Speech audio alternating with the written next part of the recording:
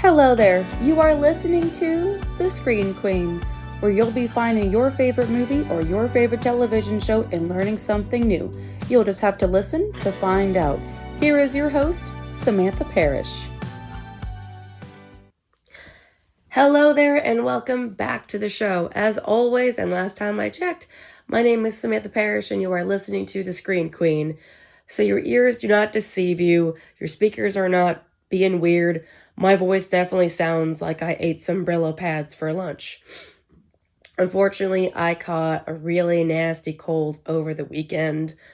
And on top of that, I struggled to get this episode going. I actually recorded this last week, but when I was 10 minutes into the editing process, I realized that my notes that I took about this episode didn't really match when I went to update my notes. You know, it's like what Horatio Caine says in CSI Miami, trust but verify. And well, I verified that I had to redo this episode. I sound like Squidward with bronchitis, but I feel well enough to do this episode. I'm going to do the best that I can. I still wanted to make sure this episode came out before Christmas, and since it's the day before Christmas Eve, let's go. So I'm just going to flat out say it. I did not like this movie at all. That is a very rare thing for me to say, since a majority of my episodes I start off by saying, oh my god, my favorite movie, or oh my god, I love that show. No, oh gosh, this was a mess. When I first saw the trailer for Dear Santa, I was a little intrigued. I'm not the biggest Jack Black fan, but the idea of seeing Jack Black as Santa Claus, I'm like, all right, I'm down. What's going on? And when I took the time to finally see it, I didn't even finish it. It was that bad. Or I just hated it that much that I just couldn't stomach the last 10 minutes of this movie. That's something that a lot of people can do, 10 minutes, but I couldn't even do that. I'm going to try and be as nice as I can to this movie that's not even remotely naughty, but we'll see what we can do. So, this is the third episode of the Christmas series with Dear Santa. So here is the supposed plot of Dear Santa. It follows an 11-year-old kid named Liam, and he's just existing, as most 11-year-old boys do. He wants a lot of things in life. He wants the girl that he likes to like him back, and he wants his parents to stay together for Christmas. So, he writes a letter to Santa. But unfortunately, well, I probably shouldn't say unfortunately, Liam has dyslexia, so he doesn't write Santa. He ends up writing Satan. So Satan gets his letter and comes to see Liam, and he's like, Liam, I don't get too many letters. So, champ, I'm going to give you 3 wishes. So, 3 wishes. What does that make you think of? And don't think too hard on it, because the movie already spoiled that joke anyway. It's like Aladdin. But, the Satan version of Aladdin. Oh, this hurts my head so much. See how the plot is kind of supposed here? So, Liam doesn't want to use his wishes, but he's thinking I could probably get my parents back together. He's gonna get the girl that he likes, thinking this could be a good idea. But no matter what happens, the end game is that his soul is going to belong to Satan. An 11-year-old soul is going to go to Satan. That is the plot of your movie. Oh, God. So, when I watched this movie, I didn't expect, all of the offensive jokes to be offensive as offensively possible. And this is from the same people who made Dumb and Dumber. When I was looking in this film afterwards, trying to figure out why this movie pissed me off, and when it says, from the writers of Dumb and Dumber, I'm like, oh, it makes sense now. I could kind of see the Dumb and Dumber writing into this. Except here's the thing. This isn't Dumb and Dumber.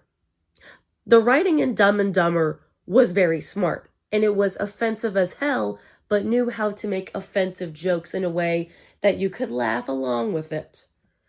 This was just offensively offensive.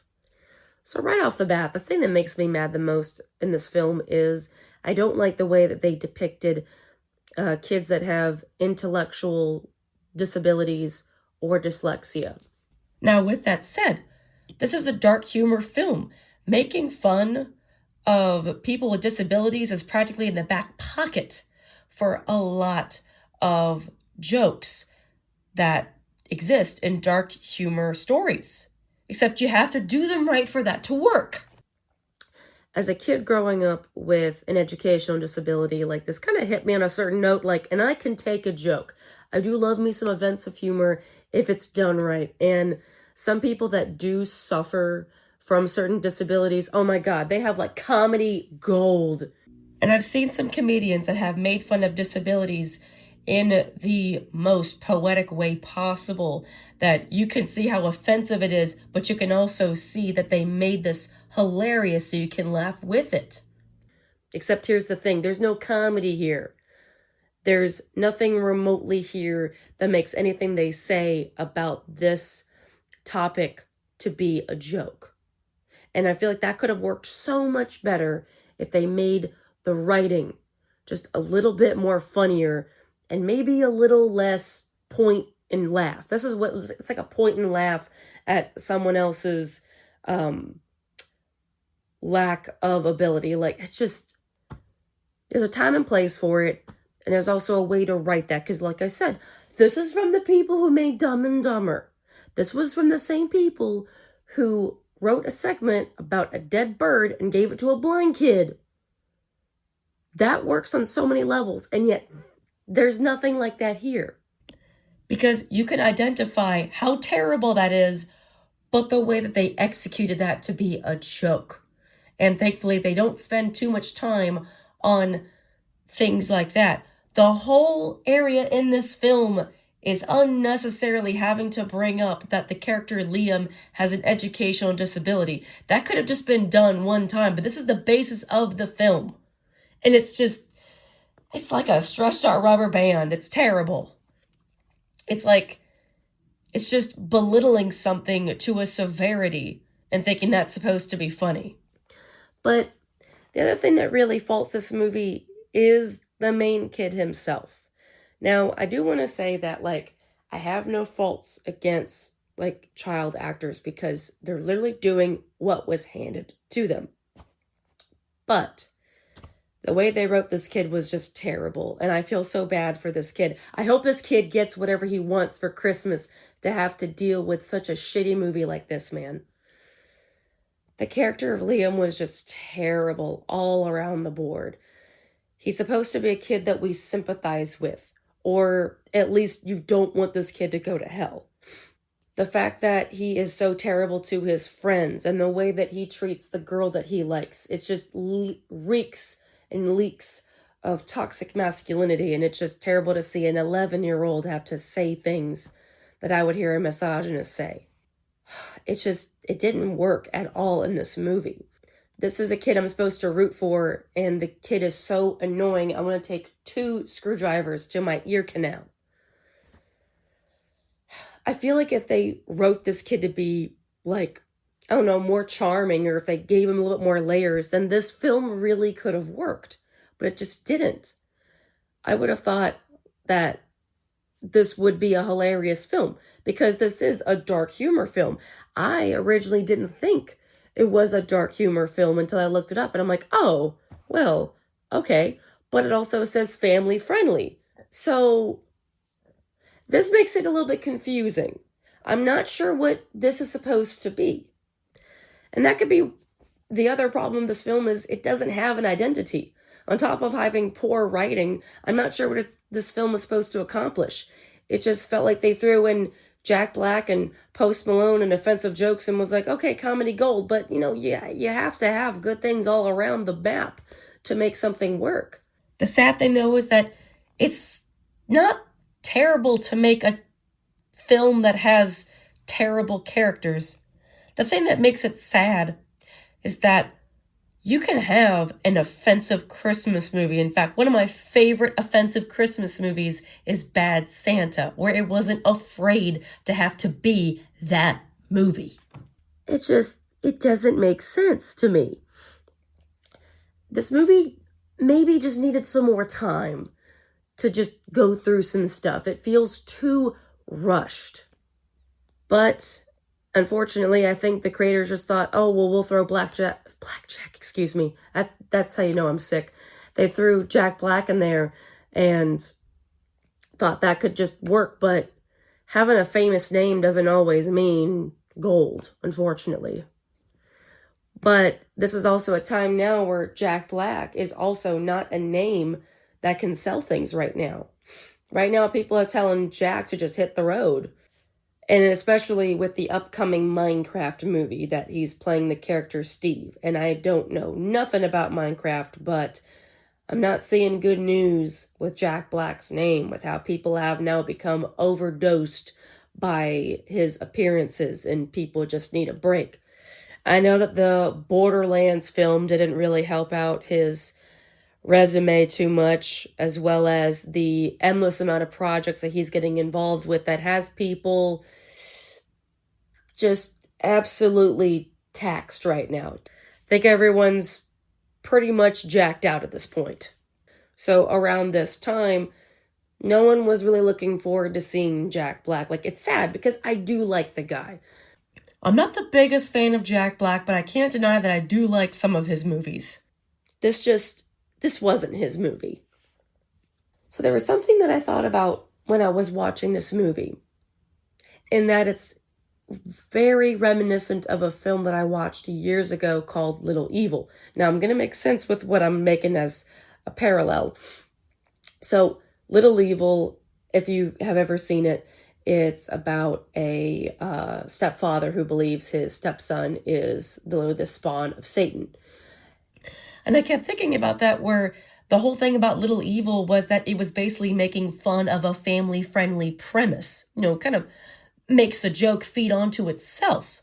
But then you look at Dear Santa, where it's supposed to be a family-friendly movie, and your premise is about Satan, so it kind of loses where it was supposed to gain. It didn't have the guts to go full force. When you look at something like Little Evil, presenting a kid that could possibly be the spawn of Satan, they go for it. To have a kid that could possibly be going to hell, everyone seems mildly annoyed about the idea of going to hell, which could have also worked, but they don't seem fully annoyed. That's why I say mildly annoyed. It doesn't feel like it's 100% marrying the idea of what it could possibly do. There was a lot of endless possibilities that Dear Santa could have done. We don't get too many movies that comes through like this. Hence why I mentioned that it reminds me of Little Evil being a somewhat similar premise. But if there's a movie that's going to make me think of another one and not making me think of how unique this is, like it's kind of a bad sign, my dudes. But I feel like there was one giant missed opportunity right here, and that's within the title. So I have a little story to share. When I was preparing for the Christmas series, I was writing down all of my ideas like I usually do. Except I didn't realize that when I wrote down the title of this film, I didn't write down Dear Santa. I wrote down Dear Satan. I feel like that was a missed opportunity right there, just to go ahead and call it Dear Satan. Like, that would pretty much let you know you are in dark humor territory. Like, come on, if I can make ideas that are better, even with my sick, deprived mind, there could have been way more room for a lot of stuff. I mean, like I said, this is from the people who made Dumb and Dumber. They had an opportunity to use Satan as a joke, and nothing felt funny. Or nothing felt in general. But I think I'd have to say the weirdest thing in this movie was the plot twist, which is kind of weird to say, but I'll explain. So, the big plot twist in this movie is that Satan isn't really Satan. He's actually just a random demon. Satan is played by Ben Stiller. And when I saw that, I'm like, oh shit, Tropic Thunder reunion, how about that? But I feel like Ben Stiller playing Satan made it more confusing than twisting. I mean, Ben Stiller is a good game player. I got to give him that much. And I know that he's collaborated with Jack Black, but making it look so apparent, it loses its value. I mean, shit, look at the film Little Nicky, when Harvey Keitel played Satan. Like, I can recognize that it's Harvey Keitel, but the idea of Satan was so unique in there that I could kind of ignore that he's being played by Harvey Keitel. So here, like, it didn't work to the advantage. I felt like it was a disadvantage. But that's just me talking. It just didn't stick like I thought it would. The whole idea of this not being Satan now means, oh my God, that means this kid is not going to go to hell at all. This was all for naught, kind of. I don't know. Like I said, I never finished this movie, but when you absorb that plot twist, it just kind of makes you look at the details more. Like, does it mean he's not going to go to hell? Does this mean that he's the secretary to Satan? Like, what? It raised questions that didn't seem too intriguing to have it answered. It just seemed kind of stupid. It's sort of strange the way that everything was trying to get wrapped up in this moment. But, I mean, I feel like that's memorable. I can give it that much credit.